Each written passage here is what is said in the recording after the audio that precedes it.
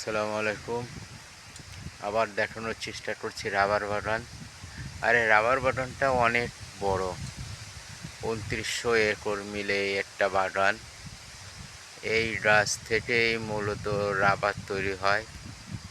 Rubber এই রাবারটা দিয়েই tyre, tube, জুতো, স্যান্ডেল যা কিছু আছে রাবার জাতীয় সব কিছু তৈরি হয় এই গাছের আঠা দিয়ে। দেখেন, আমি এখন আছি রাবার বাগানে, অনেক গহীন জঙ্গলের ভিতরে, অনেক ভিতরে। আর এই দৃশ্যগুলো দেখেন কত সুন্দর দেখাচ্ছে। এটা রাস্তা, এই রাস্তা দিয়ে চলে যায় মানুষ রাবার গাড়িতে করে রাবার কষানোর জন্য। দেখেন